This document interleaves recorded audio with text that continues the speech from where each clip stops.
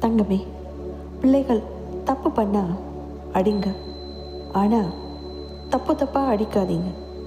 கண்டிப்புக்கு பின் அன்பும் ரொம்ப ரொம்ப முக்கியம். கடன் ஒரு கடல் மாதிரி. தேவையில்லாமல் கொஞ்சம் உள்ளே போயிட்டீங்கன்னா கூட அது உங்களை இழுத்துட்டே போயிடும். கவனம். மது ஒரு விஷம். அது அடிமைப்படுத்தும்.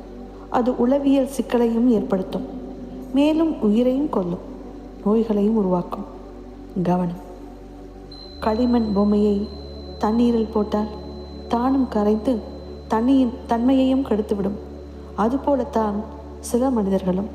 கவனமாக தேர்ந்தெடுத்து பழக வேண்டும்.